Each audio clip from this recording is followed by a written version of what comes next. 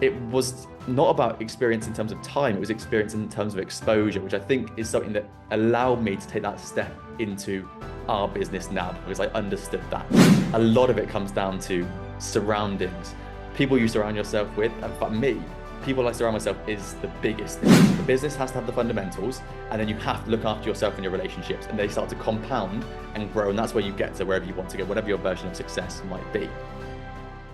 Hello and welcome to Make It Happen with Will Polston. I'm Will Polston. This is episode number 162, and in this episode I'm joined by Freddie Pullen. Freddie Pullen is the co-founder of the Healthy Entrepreneur Club and is on a mission to enable entrepreneurs to make the greatest impact possible through story-driven marketing whilst improving their health to compound their success. Freddie worked at the world's largest digital publisher, helping to grow some of the internet's largest digital brands when he saw that if you could team together these strategies with a focus on health, the brands and entrepreneurs at the helm of them would experience exponential growth. And in this episode, we're going to be talking about how you can become a healthy entrepreneur. So Freddie, welcome to the show. Thank you so much. Great to be here. Thank you for having me. Looking forward to it was a month today that you and I booked this podcast in. So for everybody that's listening to this, Freddie is a newfound friend of mine that I first become friends with just over a year ago when we went skiing together for the first time. So we were on the bus back to the airport a month ago today, and I said, Freddie, I've got to get you on the podcast. So you guys are going to be eardropping in on two mates having a chat. Really, that's because it's basically like our trip from the resort to the airport. It's just gonna be like version 2 of that, isn't it? Exactly. And I can't believe it's been a month. And that was supposed to be a 2-hour bus ride, wasn't it? But it ended up being about 3.5. And it went so quickly. We sort of looked up and we were already at the airport. We're just chatting away. And we should have recorded that chat, to be honest. Exactly. Well, I mean, for people that are panicking, going, I haven't got 3.5 hours to listen to this episode. It won't be 3.5 hours, but what I know it will be is a very good episode. So, Freddie, super grateful for having you on the show. You are a lovely guy, and lovely, I think, is a very good word to summarize you in our interactions. But what I'm always interested in with people is why they do what they do. You know, don't get me wrong, we've had some fun when we're skiing. I think you're a good laugh. I think you're a great thinker. You're not a bad skier either. But we've had some fun. But it's your thinking about certain things in life, and even at such a young age, you have. I mean, that sounds really condescending, doesn't it? You're not that young, you know. You're nearly 30, but at a young age, you've done a lot. And I just wanted to share some of your thought processes with the people that listen to this show. Yeah, absolutely. I'd love to. I mean, I don't feel as young as I did after that skiing. It took me a while to recover from it, which is not good. But I always pride myself on trying to be around people that I think are great thinkers, you know, like yourself. Everyone on that ski trip just thinks in such an incredible way.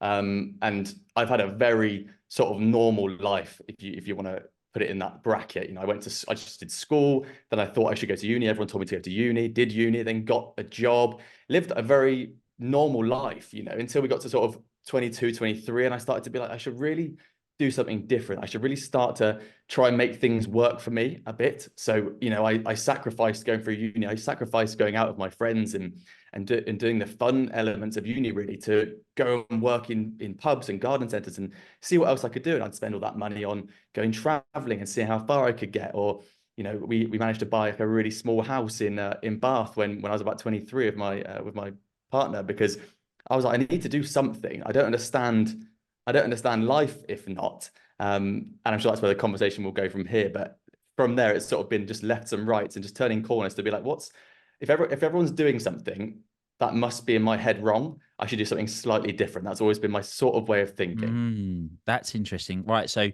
actually you took the contrarian approach. If everybody's yin, I'm in a yang. Yeah, exactly. I mean, both my parents, I've had a lovely childhood. You know, both my parents are in the police. They're both constables in the police force. I lived in Wiltshire, so a very remote county in Wiltshire, in the UK, sorry, in England.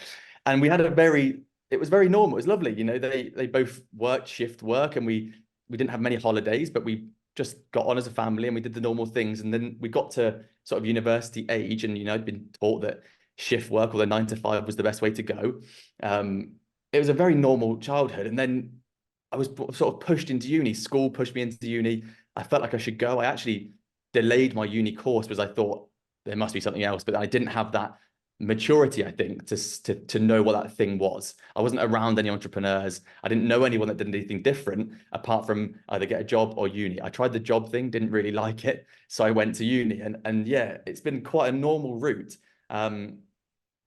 until sort of 2022 for us, really. I mean, I touched on buying a house. So we bought a house, the worst house on a nice road, and we renovated it because I was like, we need to do something with this. We renovated the house. We got a lodger in because I thought we need to do something to make some sort of cash flow. And I forayed into sort of entrepreneurism in sort of my teens, you know, the classic lemonade stand, gardening business, t-shirts, but to no avail. It never really worked. So I went to uni, did a business course, and then I stayed on and did a master's in economics. So I thought, I've got to do something different again.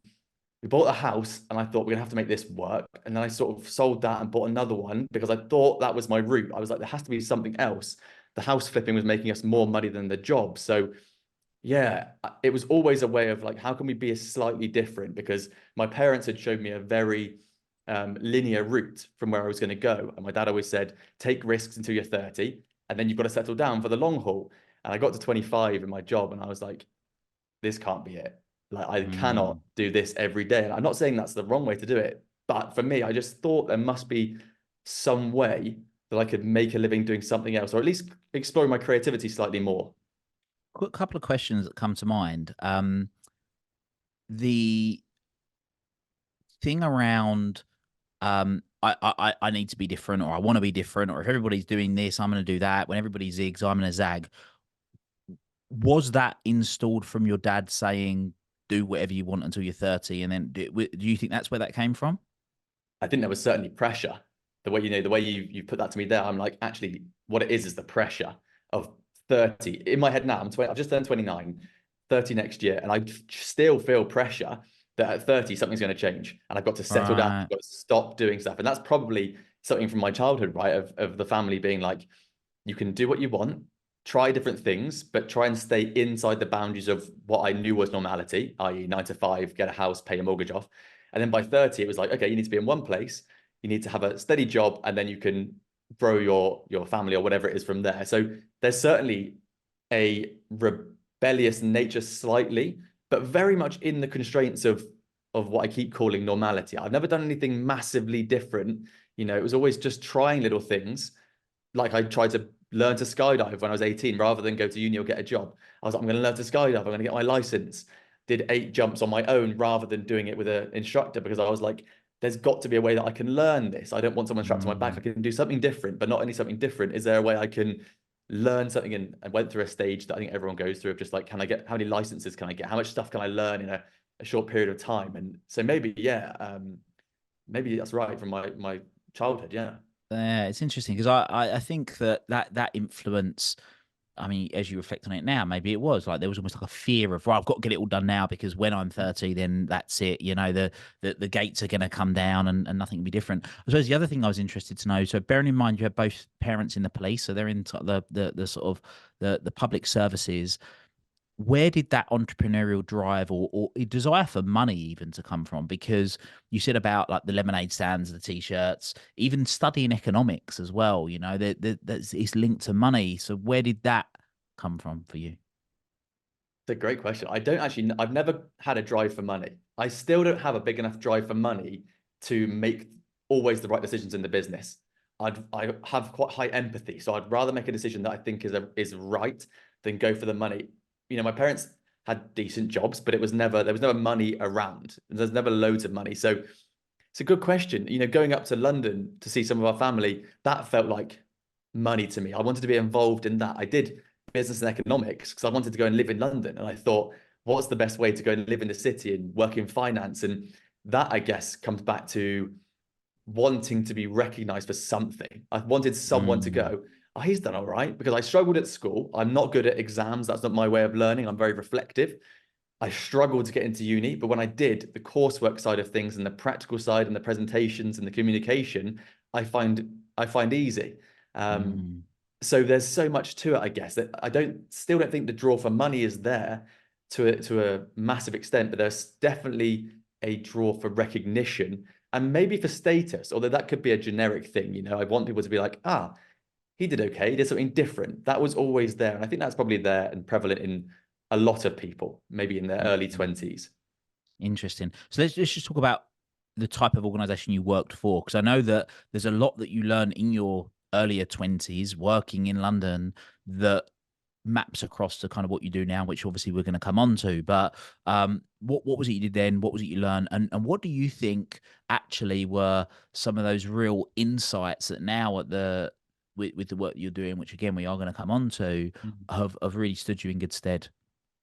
So when I finished my master's, I went and worked for a hospitality group, a pub company, 200 pubs, thousands of employees, and I was a performance analyst. So you're constantly reporting back to the board and to the execs of where you think there's opportunity in the market, where you think you can drive pubs in terms of their marketing, their performance. So the pub side of it is difficult because it's obviously a really saturated niche. It's also, there's not a lot you can do. There's not a lot of money in it. So we're in this a Southwest-based pub company. They have 1 or 2 pubs in London, the rest in the Southwest. So it's difficult to find these little gaps. You're looking at really small incremental gains. That stood me in really good stead for communication, for understanding how to put my master's and my business degree into real practice and understand communications. Everyone there was much older than me. So I was 22, 23. The next person above me was 45, 50 minimum. There was a big gap. So I grew up really fast. You know, I was around grey hair and suits, and I was wearing suits every day, but you know, my dad's hand-me-downs, and I thought I was cool, and I was turning up to work in a battered old car and parking in between Mercedes and BMWs. And I thought that was brilliant. I learned so much from it. And from there, this is when I thought I needed to work in a bigger company. So I started applying for the big investment companies, and I went to Hargreaves Lansdown in Bristol, actually. So it's the UK's biggest investment firm, and I didn't get the job, but I went down from 500 to the last 2, and that taught me so much about what it was going to be like to be that finance bro, if you will. You know, the 18-hour days, the really putting your entire life into it, and the intimidation factors that they would use to try and get you to crack under pressure, like getting you down from 500 people in different days into interviews with one person at a time and lawyers and this kind of thing. And I didn't get that job, but at the same time, I had applied for a job with a company called Future PLC, which is the world's largest digital publisher. And they're in Bath. So it's in the Southwest. That's the headquarters, but they're across London, New York, Australia. They're global. And when I didn't get the Hargreaves Lansdown job, I was really upset. So I thought, I want to work in money. I want to work somewhere where there's big, cool offices and there's, you know, there's status, and I can say I can be proud of where I work. And I'd applied for this job at Future, this headquarters in Bath. It's a big building, but in my head, I was like, I want a bigger building. I was very immature, you know. And my cover letter for the company had asked me to write about why it was my dream job. And in my immaturity of youth, I'd written a letter about why it wasn't my dream job and why my dream job was to be an astronaut. You know, I always wanted to be an astronaut, and this is why this job is not right for me. But I could see the crossovers between an astronaut and what I was good at. Anyway, so I didn't get Hargreaves Lansdown. There's a bit of a gap, and I got the Future job, and it was a blessing in disguise. It was incredible. So I started on the first day of lockdown 2020 from home. They said you'll work from home for the first week, and then we're back in the office. 18 months later, I meet everyone in the office for the first time, and I walked in there. Or to be fair, when I first met them on Zoom or whatever it was, everyone was young. You know, the direct manager, the managing director, the execs, they were all 30s, you know, mid 30s, late 20s. And it was incredible. It was like being in a Google office. So you could go to Future or Google or these kind of places. They're all the same, where it's all the work-life balance is there. You had unlimited holiday, you had travel perks. It was incredible in terms of what you got, which made us focus completely on the work. And everyone there really abided by the sort of no blame culture. So you would do whatever you could to be creative and to give what you could, because you believed in the mission and you understood that there was so much that we could do, from copywriting to, I was working in product. So I was a product manager. So we're working on the softwares, working with the development teams. And the reason that I think it stood me in good stead, that company, was because I'd always been taught that if I worked hard from my dad or from the bosses before, I would gather experience, and with experience would come promotions. But they always said that experience was time, and it's not time. Experience is exposure. So in those 3 years I had at Future, I had exposure to incredible stuff. We bought and sold billion-pound companies. We had 500 million monthly users, so we could A/B test stuff where it'd make £300,000 a day profit differences. It was incredible, the experience. And therefore, when you start to look back at why people then started asking me questions about how I could help them, it was not about experience in terms of time, it was experience in terms of exposure, which I think is something that allowed me to take that step into our business now, because I understood that. That little nugget there, experience is exposure, is so true, because you know how many people, they just go through the motions thinking it's a time thing, and time is relative, and we could look at all that, but that exposure, how many experiences, I mean, how many failures can you go through, how many things, a bit like what your dad said, how many different things can you experience and do to give you that understanding of what's gone on. I think it definitely enables you to become certainly a more rounded person in that respect. But the thing that then so you're learning all this stuff, like you said, lots of things around marketing, and particularly story driven marketing, I know was something you learned a lot back then. Yeah. But then one day, not too long after lockdown, you decided to, I mean, maybe it is the pressure of when you get to 30, you're going to be in a particular place for the rest of your time. You decided to completely change the place that you're in. Yeah, exactly. So in 2022, 12th of May, I'd renovated a house in Bradford-on-Avon, just outside Bath. We're working at Future, and I loved that job. It was fantastic. And it was a lovely day. I got in the car to drive across to my father-in-law's house. I was going to become a trustee of a charity that he runs. And I got in the car with my then fiance, and we drove out of the village. And at 60 miles an hour, a car came around the corner and hit us head on. And it flipped us upside down, and there was smoke and airbags, and we're in a ditch where it was completely dark because it was a V-shaped ditch on the outside of a country road in the UK. So the car was completely jammed in there. It was screaming and blood, and it was horrible. And I managed to drag us both out, and we had no lasting injuries in terms of, scars or broken bones or anything. But it was a big accident. I think I've shown you the pictures. That it was incredible that we survived. And in the time that we had after that, we were off work for a couple of weeks. We actually had the business then, but it was I wasn't working on it too much. I really understood what we needed to do in our life. It harks back to when I was really young. So when I was 5 years old, I was really poorly. I had a 30% chance of survival. I was very, very unwell. And because of that, it took me 5 or 6 years to get over the disease that I had. I was badly bullied in that time for not being able to be included in things. So obviously 5 years old, you can't go and do a lot of stuff because you're unwell. You miss things, you get bullied. And I always remember at that time, people telling me, doctors and stuff, that you'll be fine. And you'll look back on this as a blessing, something that's going to hit you for the rest of your life. And I always, from that moment on, thought I'd tell myself that health isn't a choice, it's a reward. From a young age, I was like, health is not a choice, it's a reward. So I always took health really seriously through my teens and into my 20s. And then I got into this corporate world that I've explained, and I forgot it all. I forgot all of this stuff. So I'd still gym, but it wasn't as important for me, I would just look at it as like, how can I climb this ladder for status, or maybe money came into it at some point. And so when we had that car crash and I was off work, and we were going to physio, and we were having help sleeping at night because we had this flashbacks, we started to think, and this is me and Antonia, my fiance, we were like, what? We've done a lot of traveling in our early 20s. What are we doing? Like, why are we living in this small village with nothing going on, working these 9-to-5 jobs, commuting to and from work? We're happy, but happy's relative because we didn't know what else was out there. And so in those 2 weeks off after the car crash, we had these conversations, and we decided we were going to make a massive change in our lives. So we were 27.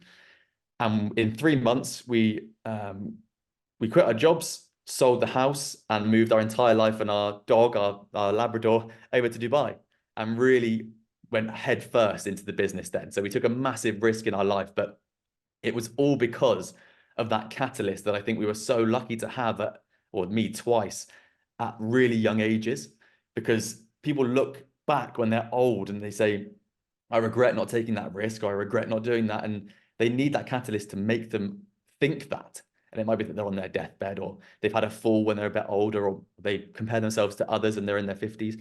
For us, it happened really young. We went, there's more to this. And we've had the reminders. If you don't take action now, you're a fool for not taking action on something that you've done before. So yeah, that's how we ended up in Dubai.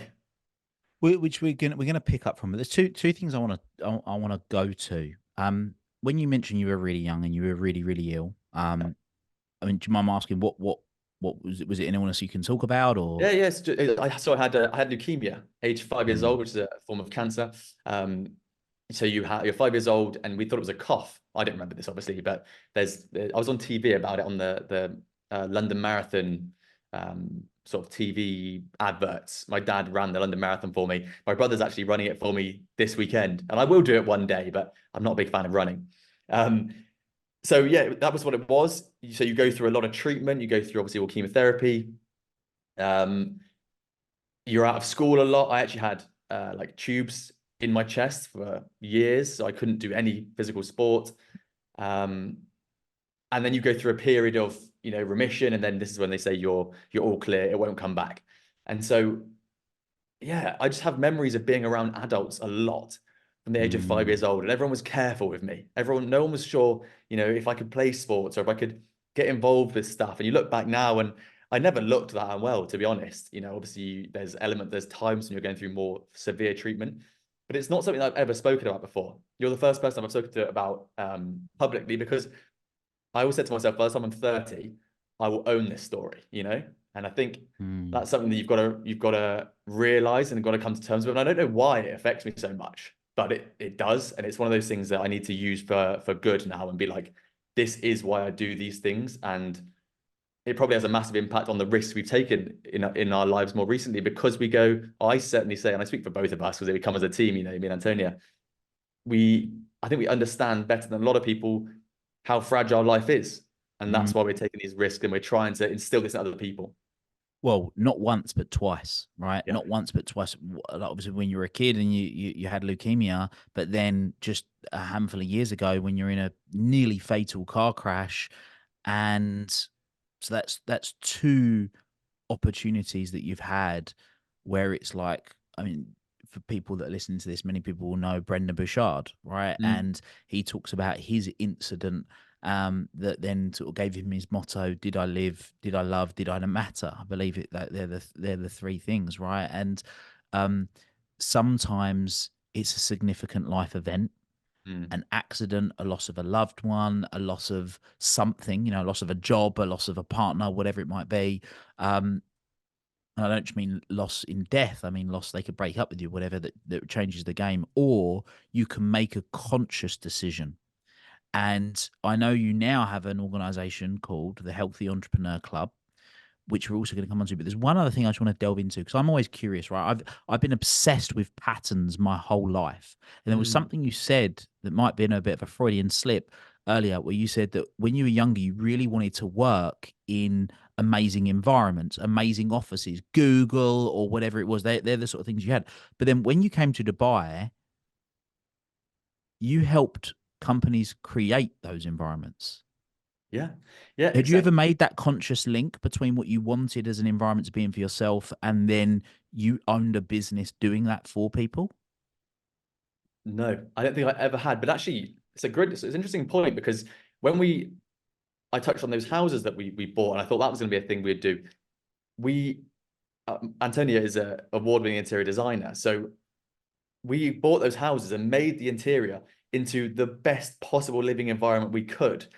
And maybe that was also a subconscious sort of, we want to live in this environment because I know how important it is. Ironically, we then sold the house for a profit using stories, because a house is only worth a certain amount, but if you can sell a story, as we know, it's worth more. So yeah, maybe there was a link there that I hadn't really thought about, but that's been a massive thing throughout my life. I really like to be in, I was going to say nice environments. I don't mean luxury environments. I mean ones that suit their habits. I really like the Scandinavian way of living. I like the Mediterranean way of living, where I like minimalism. I like things to be organized, and I don't like clutter. I don't like things to be, I always say to my mum when she brings us, when she comes and visits in Dubai, she'll always bring things that are sort of dust collectors, bless her. And I'm always like, I don't want dust collectors. I want it to be clean. And I'm not OCD, but you might think that we are in terms of how I like to lay things out. And you touched on what the business did. Yeah, we did the same. We did those houses in the UK. People asked us to design their houses, so we were like, okay, this is part of the business. This is part of what we're going to do.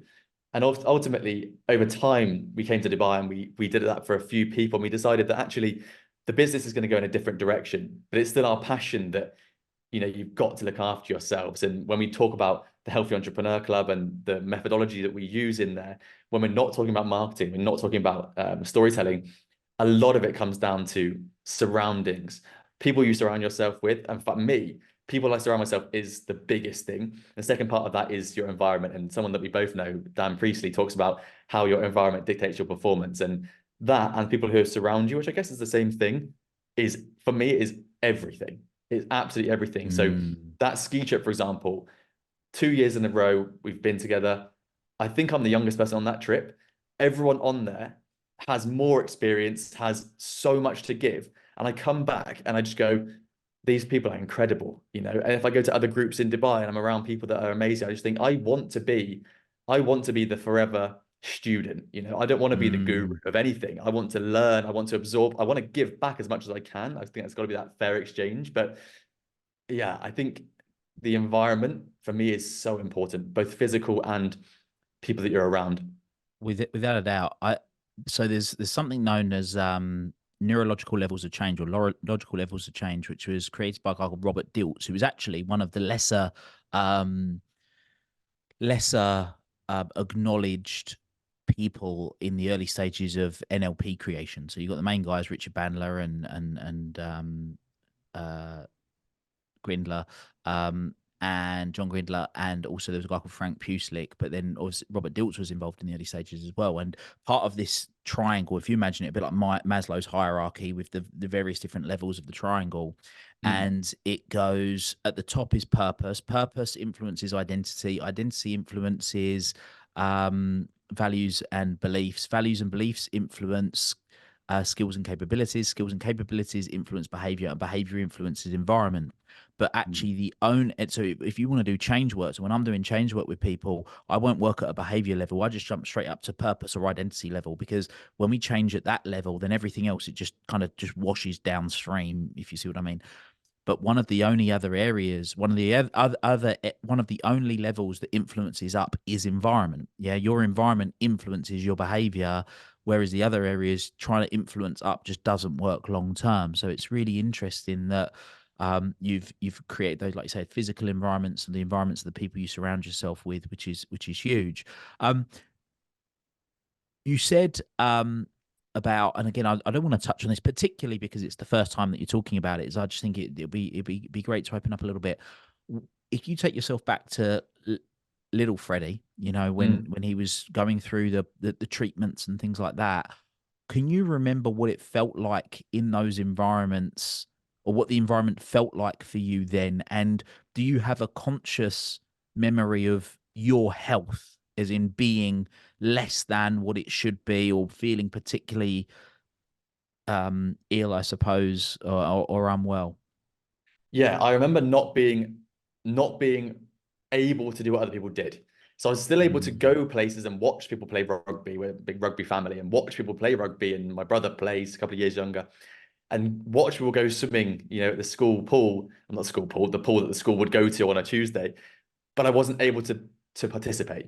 So I remember I just thought that was me though. I never knew it. At 5 years old, 6 years old, you don't know who. I had no conscious ability to understand that this is not forever. I just thought, oh, okay, this is my life, fine. I don't think you even have that cognition, to be fair. I think you just happens, right? But I remember not being as big and strong and able as my younger brother, 2 years younger. I always thought, oh, he's just a bigger, fitter guy than me. But it wasn't. It was that I was being affected by all these drugs and this probably environment, because I was around adults, around nurses, around doctors. I can still hear and smell that hospital. I hate hospitals, which makes complete sense, right? Because that's where I always was. And I was always communicating with adults. The environment thing is interesting because at the time, that I was ill, my parents were having an extension on the house. So it was a small house and they were extending it backwards to add a room on whatever it was. I can't remember. And there was builders everywhere and there was sandbags and there was dust. And I remember the house being in a bit of a state when I was ill. And they were trying to do the extension quickly so that they could have a lovely house so that I was comfortable. But I remember the uncomfortability of diggers beeping and builders coming in and out and mum making tea for them all the time and dad going and inspecting their work. I remember that environment being quite chaotic. And I remember things like being in class and my dad popping his head around the door and saying, "Can I have Freddie?" And I had to get in the car and go to hospital because my bloods had come back, not ideal, that kind of thing. And so I remember there being chaos, and people will say this now around me. I like stability now. I'm a big fan of routine. I'm spontaneous. I like to do fun things, but if you leave me on my own, I've got quite a lot of discipline and I'll just do things in my way, which I think does stem back to that chaos in a time where I didn't feel well. And you know what it's like. If you don't feel well now, probably people listening to this can resonate. If you don't feel well, you want to be left alone and you want to be in your own environment and you just want to maybe be looked after, but you're just happy to be on your own. And that is something that I remember happening then. And if people leave me alone now, I will probably do a similar thing. I'm very happy to be on my own, but I will do certain things in a certain way just to create that stability. I think that probably does go back to a time when I was unwell, there was chaos, and I was probably left out of a lot of things, right? Like imagine trying to rejoin school when you've left. I didn't miss a couple of years, but you weren't in school as much as everyone else. You certainly weren't participating at the same rate as everyone else. You weren't growing and developing at the same rate as everyone else. And so when you join secondary school, for example, I didn't have the communication skills that everyone else did. I was really good with adults. I could talk to people's mums and dads easily, but it was harder for me when I was younger. And I think, or when I was talking to the other kids, because I just wasn't around them enough. I wasn't able to go to the parties and stuff because I was ill. And if you miss things, as we all know now, if you say no enough times to stuff, you stop getting invited. And that was a choice that I didn't have because I couldn't go and I wasn't in school enough in those periods. So it probably all does come back to that time in my life, a lot of this stuff, which is why I think it's important to talk about it now and let other people know this is what I went through. But also, lots of people go through it. One day I will run the London Marathon and I will go to these hospitals and I will talk to these kids and say, I was in your position 30 odd years ago. And this is what I'm doing now. And I will prove it to them that you can make a change. So that's a lot of where my sort of passion comes from in terms of health, in terms of resilience, and in terms of doing something slightly different. So you are now the co-founder of the Healthy Entrepreneur Club. Yeah. What is it? Why is it important? And then we're going to get into some real practical things that many of the entrepreneurs that are listening to this show could look at maybe reflecting on or taking a bit of a stock check and maybe looking at doing a few things a bit different. So the Healthy Entrepreneur Club was set up to be a place where entrepreneurs could learn more about their health whilst growing their business, or improve their health whilst growing their business.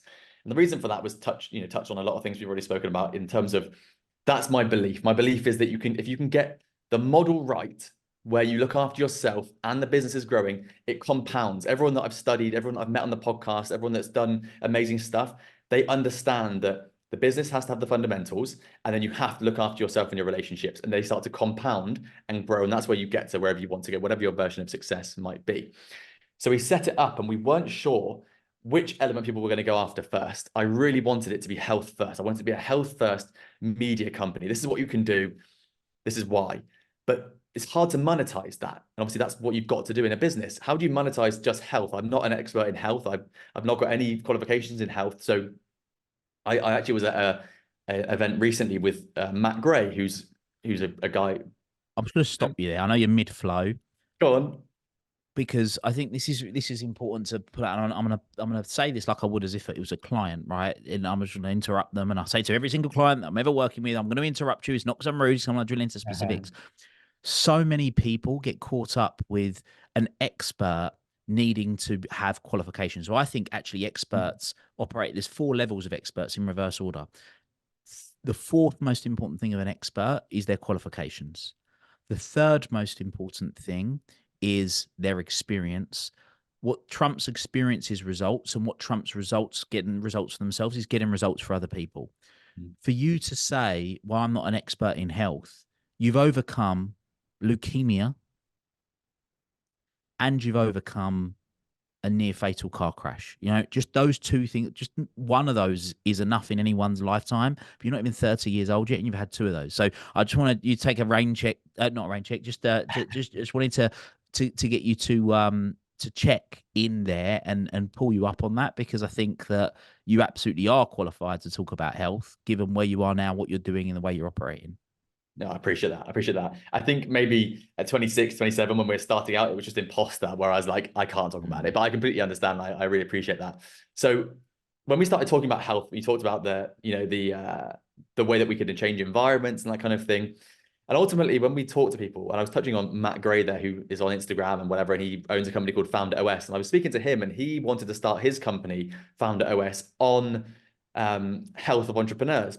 But we were speaking about the similar thing we'd overcome, which is people don't necessarily want that, because the fundamental thing that I believe entrepreneurs want or struggle with is growth. And if we don't feel growth as entrepreneurs, we feel overwhelmed. And so when we're talking about health in the Health Entrepreneur Club, people were like, that's great. How can I grow my business? Because I know you've got the skills or the exposure or the knowledge of how to grow big businesses. Can you make that into something more digestible? So over time, you can see that those two things just overtaking one another, where business came first, and more specifically in business, story-driven marketing. And so effectively, it still completely is on the mission to make entrepreneurs healthier so they can have a greater impact for longer whilst enjoying their lives.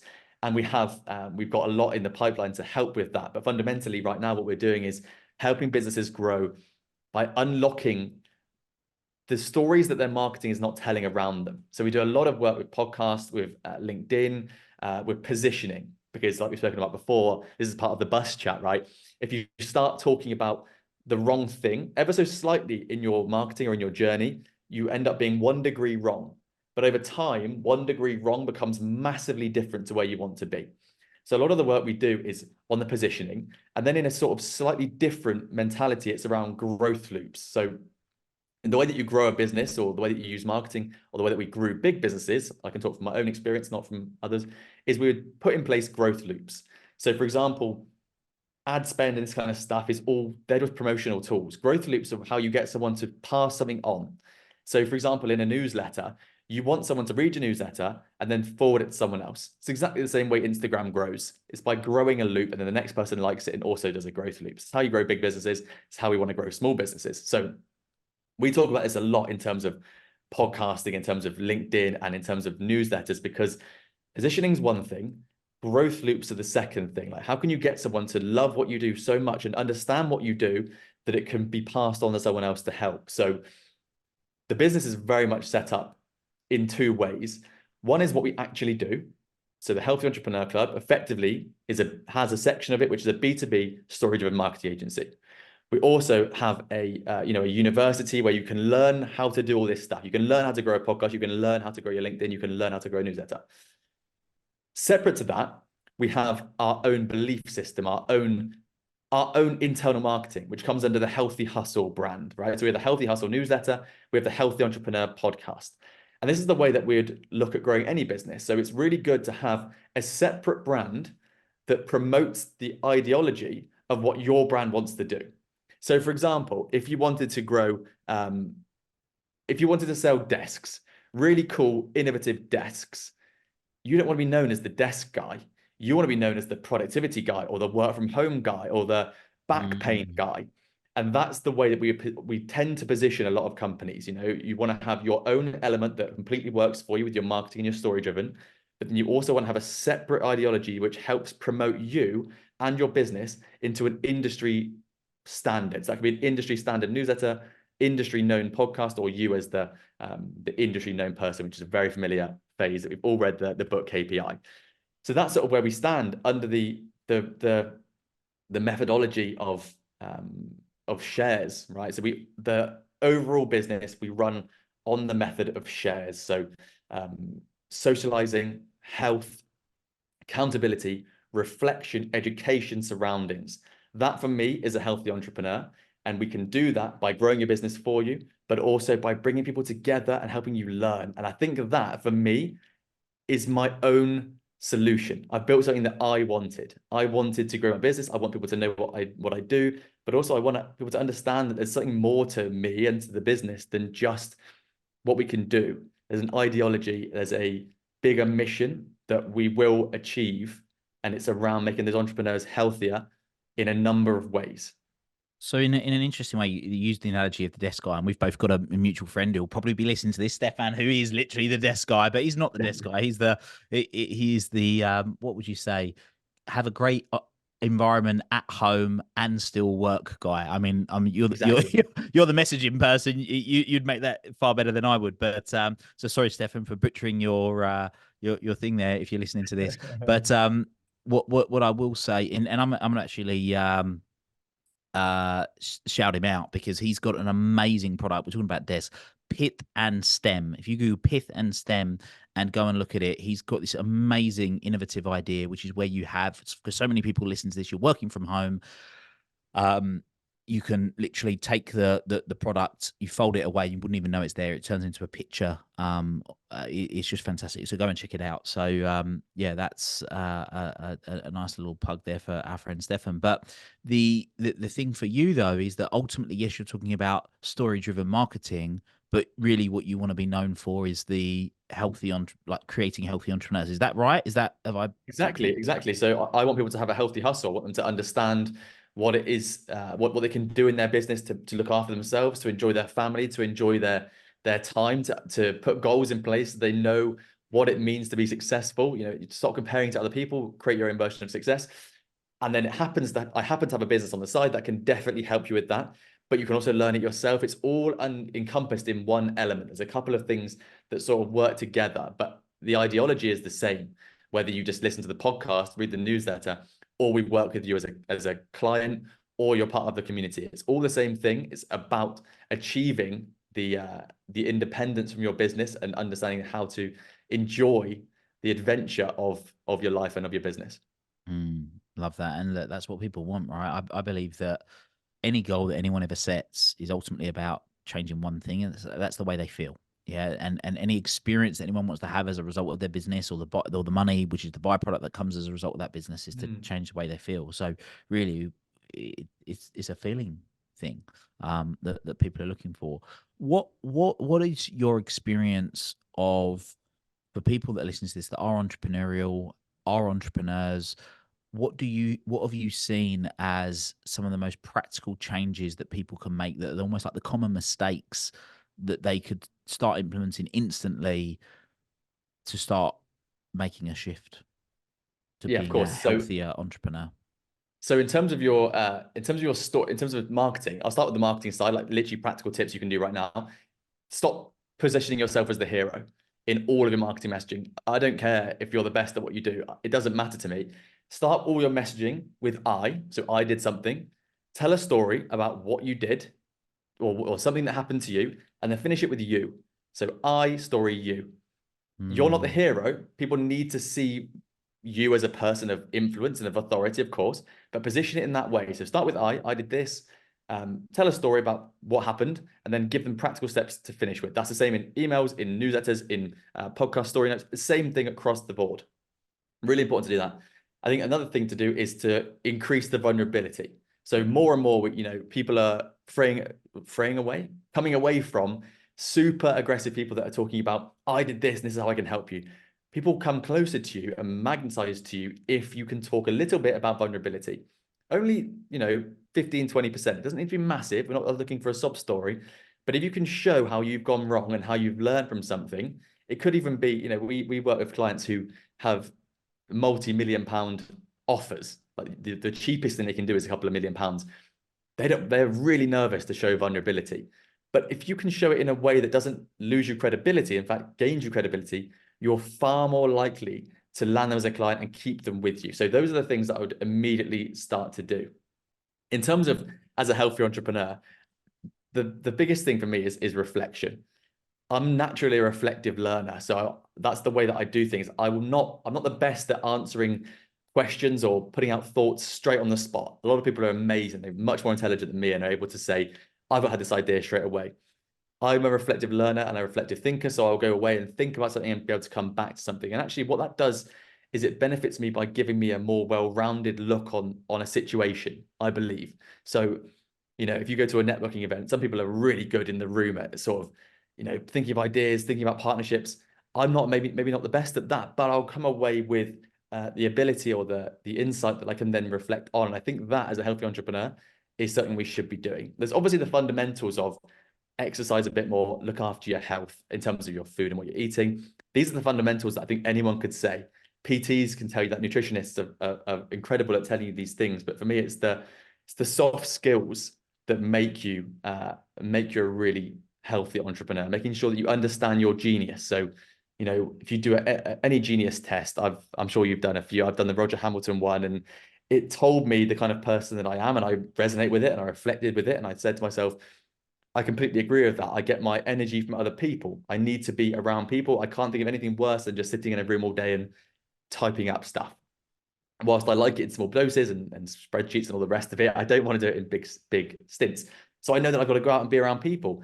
If you can understand who you are as a person, I think that's really helpful in understanding how to look after yourself day to day. That was a massive thing for me. So that genius test, understanding who you are, also helps with hiring, because you can hire the opposite person or the person that doesn't think the same way as you.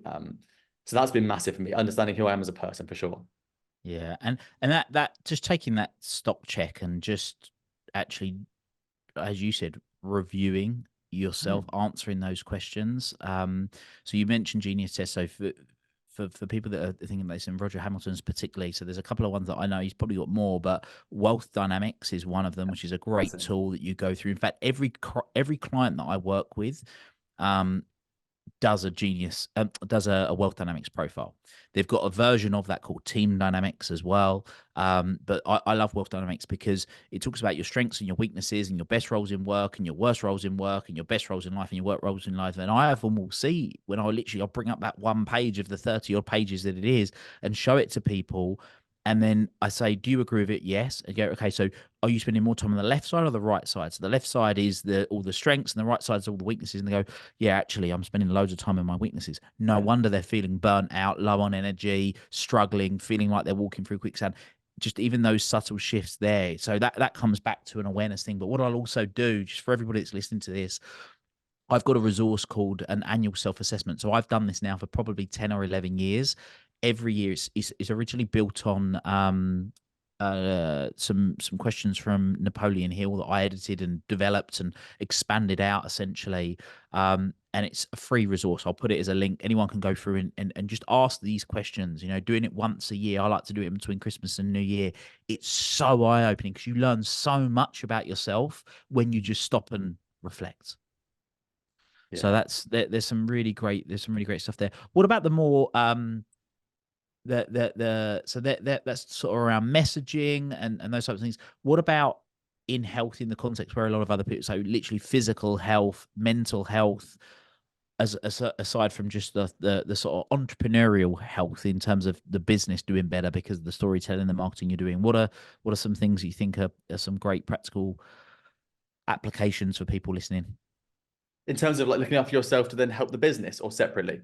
So just looking after yourself. So we've spoken about, like, for example, use the start with I, then the story, finish with you. That's great in terms of improving your marketing, which improves the business, which then creates a healthier business, and ultimately, I certainly have seen many cases when there's struggling businesses, there's struggling entrepreneurs because of the impact it has physically, mentally, sleepless nights, all that other stuff. So yeah, I get looking after that side of things, but also just in general health of an individual, what you think are some of the things that you see that are wins or things that you've certainly found that have been helpful for you. Okay, I see what you mean. Yeah. So we've been through all of the things like the morning routines and getting ready at certain times, eating certain things, gymming at different times. And I basically come down to the realization that it's very, very specific. It's very customized. So there's so much talk online about the different ways to be successful, the different ways that you should be doing things in terms of your morning routine, or what you should be eating, all these diets and fads. And what I think we've come up with, and certainly something that we promote to people, is understanding your data. So some of our clients have Whoop bands. I think you're a fan of the Whoop band, right? There you go, there it is. But if you don't have a Whoop band, we actually have a resource that sort of tracks it all for you. It's literally just a sheet that allows you to track your day. And I think what's really important about this kind of thing, and I've realized this for a long time, I said to you that, I've always been quite into my health because I want to know what's going on. So if I have something to eat and I don't feel well, I want to know what it was straight away. I've always had that sort of inclination, which maybe actually makes sense of being a slight hypochondriac, right? Which would make sense in my history. But understanding your data is so important, because for me, I need slightly more sleep than other people would. So some people can get away with sort of 6.5, 7 hours. I'm up there with sort of the 7.5 to 8.5. And I understood that over time, because I was always thinking, why am I so tired, at certain times of day? Why am I struggling with different elements? Tried the early mornings, didn't really work as well for us. So we rise at between 6 and 6:30. The 4 a.m. club doesn't really work for me. Things like that. Things like, I don't have my phone in my bedroom. There's no screens in my bedroom. It's all away. It's all gone. It's all it's all on night mode from like 7 p.m. I don't watch TV or anything for the last hour of my day. I don't have any caffeine for the first couple of hours in the morning. But these are all things that I've been told once, and then I've tested it myself, right? I'm very aware of what's going on because of things like, being in the marketing world, things like Fitbit. The 10,000 steps a day thing was invented by Fitbit as a marketing scheme. Things like that I just think I need to be really aware of, because there's much more clever people out there than me that are creating these things to sell product.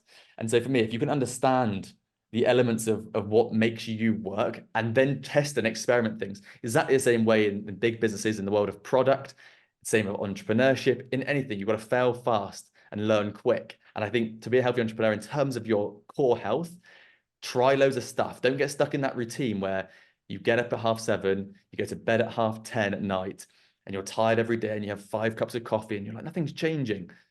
Are you changing? Are you trying things? That's my biggest thing, is I don't want to sit here and say, these are the things that are going to work, because they probably won't. Things like, for me, especially living in Dubai in the summer when it's 50 degrees every single day, a big lunch will send me to sleep all afternoon. So I break it into 2 lunches. I'll make my lunch, have half at maybe 12, half at 2.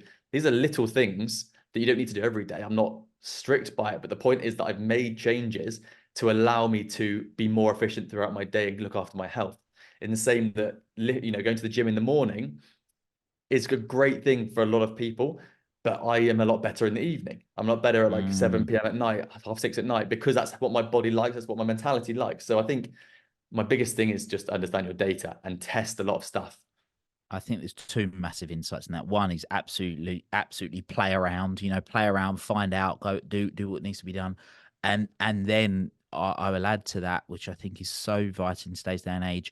Never has it been so easy to get information from experts, quote unquote. Anyone with a phone can be positioned as an expert, whether they're a podcast, whether it's on a podcast, whether it's on YouTube, whether it's on social media, whatever it is. And I think that the saying sort of try it on and see if it fits is so true. The stuff that other people absolutely swear by that just doesn't work for me, and the stuff that I swear by that just doesn't work for other people. One of my little things is I really struggle with setting my, people talk about plan tomorrow today. I can't do that. I can't get to the end of my day and set the next day. So I do it in the morning. But other people, it's the complete opposite. So it's finding those things and playing around. And it sounds to me, Freddie, you've done a lot of playing around over the years, but not in sort of the stupid sense. I think it's actually in a very wise sense. I think your parents, maybe it was your dad, I think you said particularly, that installed that curiosity, that sense of adventure, that sense of, hey, I'm gonna fuck around and find out. Let's just see what happens. Has certainly stood you in good stead, because I think you're a great guy, and I think you've got a lot of wisdom. I think you're doing a lot of great stuff, and I think you're gonna do a lot of things for a lot of people for many years to come. Thank you so much, mate. Yeah, I appreciate it a lot. And in the same way as, you're talking out there and your podcast and the amazing guests that you've had, on my podcast, I realized that recently the guests have had a net worth of over 2 billion now. And to your point, they are all successful, and there's a lot of things that resonate with a lot of them, right? So like relationships and looking after their health. But to your point there about experimenting, when you ask them about what they do in their day to day, it's never the same. And it was only over speaking to these people, and the same with, the ski trip and all you guys and the brilliant people I've surrounded myself with, you realize, okay, I've had 10 different ways of doing something told to me in the last month. I'm gonna have to test these things. So maybe there's a level of almost naivety, right? Or just like impressionability of going, oh, I'm just gonna have to learn myself, because if I pick one, it might be wrong. Or maybe it's impatience and delayed gratification that I was struggling with, where I was like, I'm not sure which one to go for. And I think that is something that we've learned over time, that you've got to try stuff, because the more times you fail, the better it is. Yeah, there's just there. I don't think I've ever shared this publicly. One of my little barometers that I use is that I like getting advice, right? I like getting lots of data points. I'll go and ask a whole bunch of different people. Now, there's a few things to bear in mind. So I'll use my book as an example. So I'll ask lots of different people an opinion about my book, but there's a difference between quality of feedback and the quality of feedback. And what I mean by that is that not all opinions are weighted in equal, in my opinion. So there'll be certain people that I could have 9 people say take option A, but if that one person says take option B, I'm probably more inclined to go with option B because of the weight of their opinion. So that's one thing. But the second thing is that actually what I use as a sense check for myself is sometimes I'll ask a whole bunch of people, even if they all say option A, but I was on the fence. Sometimes I will ask that question, even if they say I'll still go option B, because what it did was it tested me to see, do I feel strongly enough to go against everybody's opinion? And that's also, I think, a really interesting way of doing stuff. Everybody could tell me, right, I do all of us do this. But if I still think, even after hearing all that information, no, right, they're all saying go left, but I'm still thinking I want to go right, I'll go right, because what it's done is it's just tested my own belief in the opinion that I was gonna, or yeah, my belief in my own judgment. I like that a lot. I'll use that. I'm going to test that. That's really, really cool. And to the first point you said there, I was thinking to myself, I really like what you said about, some people's opinions have more weight than others. And I was going to ask you I still will ask you, what gives that weight? And just to finish on my point there, is that the biggest thing that changed in our business over the last couple of years is asking for advice, but listening to people and implementing that advice based on if they had or hadn't achieved what I want to achieve. So again, going back to what we said about health, a lot of people out there speak about what you should or shouldn't do. And the same in business, there's a lot of people talking about what you should or shouldn't do. And I was listening to everyone.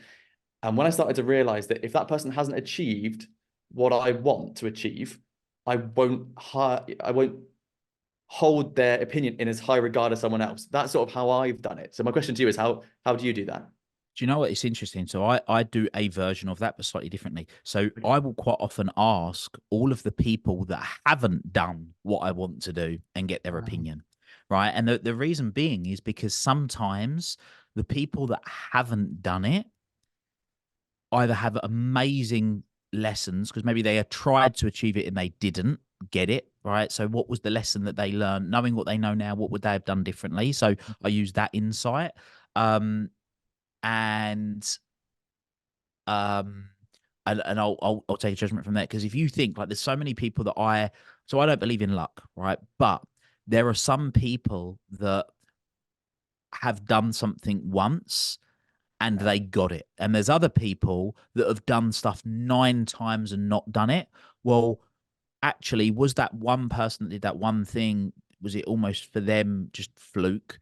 But the person that did it 9 times, well, I'm interested to hear, what did they do wrong, quote unquote, 9 times, even though they've not got the result I want. Do you see what I mean? So I really am interested in both sides. But talking specifically to your point about what influences whether I am more influenced or not, is, are they aligned to my values?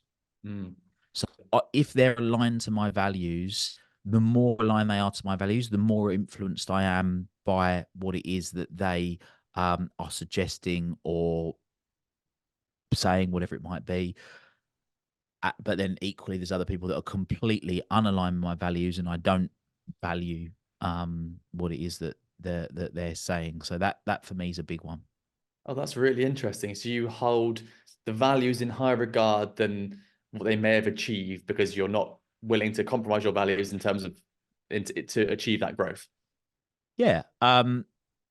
In short, yes. In short, yes. I think the term expert, and I touched on it earlier when I called you out a little bit, but was that the thing is, just because somebody's got a result, what I'm more interested in is who are the people that have got results for other people. So the example that I always use is, if you had a choice, if you were a football manager, right, and you had a choice to be trained by one of two people to become the best football manager, would you choose if you had a choice to be if you're a football player, let me say that again. If you're a football player and you had a choice to choose a football manager that was going to train you, would you rather be trained by David Beckham or Alex Ferguson?